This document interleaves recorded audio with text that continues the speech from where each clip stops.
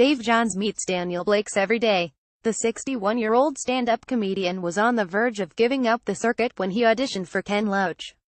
He landed the lead in Daniel Blake and quickly realized this was not just an acting job. The film was Loach's State of the Nation clarion call, and Johns continues to witness its impact.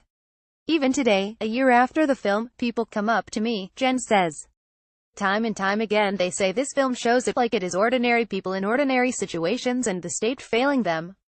Or they say, I thought Dan was like my dad or my grandfather, then start telling me stories. An old guy in his 80s came up and said, next time you see Ken Loach, tell him thank you for me, because what this film has done is give the working classes a voice that nobody's listened to for the last 50 years. What this film has done is give the working classes a voice that nobody's listened to for the last 50 years. The voice was heard, but was the message received ahead of the film's cinema release last October? The Big Issue looked at the policies behind the film that were failing many. Daniel Blake exposed the sometimes inflexible and indifferent failings of a difficult-to-navigate welfare system. We spoke to politicians and people in food banks. 1 year on, what has changed? Last October, a buoyant Theresa May triumphantly led her fledgling government into the Conservative Party conference. A year on, things are rather more fragile and febrile. Her government, on the horns of the Brexit beast, looks unable to move beyond choppy waters. What a difference a year makes. Back in late 2016, after a period of disrupted leadership at the Department for Work and Pensions, Ian Duncan Smith had been replaced by Stephen Crabb, but he lasted just 4 months. New appointee Damian Green pledged a fresh era of compassionate governance, promising policy revisions that would be hard-headed but not hard-hearted. Intentions were good. It was a new dawn that would bring stability to the department. Daniel Blake. Green lasted less than a year. After Theresa May's early election miscalculation, Green was plucked to become May's trusted right hand in cabinet. Green was succeeded by David Gauke, who continues the Conservatives' flagship welfare reform, universal credit, against an increasing amount of resistance. Universal credit is the biggest change to the welfare system in 40 years, combining 6 benefits into one, affecting around 8 million people. More than 500,000 people across the UK are already trialling the program, but there are growing voices against the extension and acceleration of the rollout. Nick Forbes, council leader in Newcastle, one of the rollout cities, said the country is on the verge of a renewed housing crisis because of universal credit, and questioned the thinking behind a phased rollout if you do not adapt to the lessons picked up along the way. David Gauke continues with the Conservatives' universal credit against an increasing amount of resistance. He compared the situation to the days of another Loach film, Kathy Come Home. There are 2 lessons the government appears not to have learned from back then, he said. First, if you do not take a comprehensive approach to housing and welfare, you create a system in which wherever the less fortunate turn, they are faced with further misery.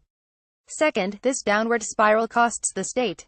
It is self-defeating. Dame Louise Casey, a former top advisor to the government, also urged a pause. It's like jumping over a cliff, she said. Once you've jumped, people end up at the bottom, and we don't want that to happen. It's about delivery, she continued. The overall intention might be right, but the fact of the matter is the actual delivery of it. People will end up in dire circumstances. More dire than we have seen in this country for years. Citizens Advice also warned that the continuation of universal credit at the current rate is a disaster waiting to happen. So why is universal credit not providing the safety net and route out of poverty through readiness to work? That is its laudable plan. Previously, housing benefit was paid directly to landlords or housing authorities. Under universal credit, it is paid to tenants. Although this gives claimants more independence, it has had the consequence of rent arrears running at 3, 4 or even 5 times the level of those under the old system. 3 councils, Croydon, Hounslow and Southwark, say they have built up £8 million in rent arrears, and that more than 2,500 tenants are now at risk of eviction. People will end up in dire circumstances. More dire than we have seen in this country for years. Dame Casey also criticized the waiting period built into the system to dissuade short-term claims, but this means that people must wait 6 weeks between making a claim and receiving the first payment. Few claimants have savings to tide them over, and official figures show 24% actually wait longer. The DWP are introducing advanced cash payments. They said the vast majority of claimants are comfortable managing their money, and for anyone who needs extra help, we have budgeting advice and benefit advances. Meanwhile, DWP data shows up to £12.4 billion of benefits were unclaimed in 201,516. The latest statistics for the previous year estimates £2.3 billion of child tax credit and £3 billion of working tax credit went unclaimed, affecting hundreds of thousands of families. Did you know, last year, 27,000 people worldwide earned an income selling street papers, making a total of £23.4 million. An undercurrent to all of these benefit payments is the dreaded word sanction, which was the killer for Daniel Blake. According to the film's writer Paul Laverty, sanctions are the equivalent to threatening people with hunger. Late last year, the government's austerity policies were said by the UN to be systematic violations of the rights of people with disabilities. According to the National Audit Office, 24% of all job seekers allowance claimants between 2010 and 2015 received a sanction, often for minor infringements. When The Big Issue spoke to Damian Green about this last year, he said the issues raised in the film were absolutely not systematic. 22 million people receive either a pension or benefit from the DWP, so there will always be one or two cases where things go wrong, but it is absolutely not rooted in the system. Universal credit, the FACT's rollout of the single payment scheme to replace 6 benefits is currently being expanded from 5 to 50 areas. By 2022, 7 million families will be on universal credit. An inbuilt delay in universal credit means people must wait at least 42 days for their first payment, 6 weeks with no money. Citizens Advice says more than 1 in 3 people have waited more than 6 weeks to receive any income, 11% are waiting over 10 weeks. Over 50% of people helped by Citizens Advice who receive universal credit borrowed money waiting for their first payment. The Resolution Foundation think tank has estimated that some families could lose up to £2,800 a year as a result of universal credit. Food banks in areas where universal credit has been rolled out have seen a 16.85% spike in referrals for emergency food. Last week, the government bowed to pressure and scrapped a £55 charge for a universal credit helpline. So did I. Daniel Blake illustrate isolated failures. Vast numbers caught in universal credit's traps suggest not. One of the film's key moments occurs in a food bank, when struggling mother Oftwo Katie, played by Hayley Squires, breaks down in hunger and desperation.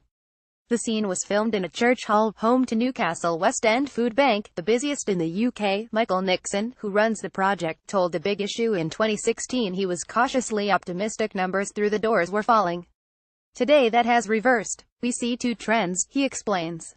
One is an increase in the people coming to us in need, and a reduction in the amount of food given to us. Nixon explained that public donations have gone down and he voiced worries of a severe shortage closer to Christmas when demand almost doubles. We've had an increase in users of about 25% this month, he says. We put that down to problems with the rollout of universal credit, but also to do with people needing lighting and heating. They are now concerned about whether they can afford their bills. Will donations meet demand at Christmas? I don't think so. The number of donations will increase. They always tend to go up in the winter time, but they won't go up as much as they did last year. The relatively comfortable off-givers have a little less to give. Many of the food banks that used to help by giving us their surplus food can no longer do that. They're asking us if we can help them. Last year, when asked if the clients he sees were being failed by the welfare system, Nixon said there are a few holes in it, and I'm being polite. This is no longer a temporary emergency for people. It's an ongoing situation. They are being forced to live in those holes are now bigger, he says. If it's a cock-up, it's a momentous cock-up. If it happened accidentally it would have been fixed, but there has been no effort made to fix it, and the situation is just getting worse. We've spent the last 5 years hoping we wouldn't be here next year, but it looks like we're going to be here for the next 5 years. It's no longer just a temporary emergency for people. This is an ongoing situation they are being forced to live in. Elena came to the UK from Romania in 2009 and ended up selling The Big Issue to support her family. She heard about the food bank, then joined as a volunteer. Today she is the manager. Why did she volunteer to help? She says. I met a lady on the street and she said go here for some food. I didn't know about the food bank system. I went in and met Michael. He explained about the vouchers and how the food bank works. I started volunteering, and in March 2014 when we were entitled to take a job, they gave me a job. When the government heard about this film they thought it would be one of Ken Loach's lefty rants and it would just disappear. Although Daniel Blake was supposed to be Loach's final film, he is busier than ever. His office reports that the director is working flat out for the labor movement, adding, they are entirely unsurprised nothing has changed for people on the front line. Loach received a standing ovation at the party conference.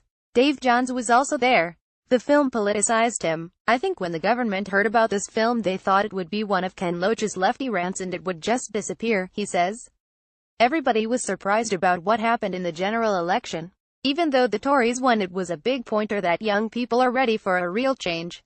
I hope they're waking up to it. I think they are. Ken Loach on the set of Daniel Blake. In the last year, the problems faced by the most vulnerable have stayed the same while little has been done to improve their situation. One change was the political shift from right to left. Johns believes the film acted as a signpost to the road we're now heading down. I think it opened a lot of people's eyes to the plight of some people that they maybe didn't think about, Jen says.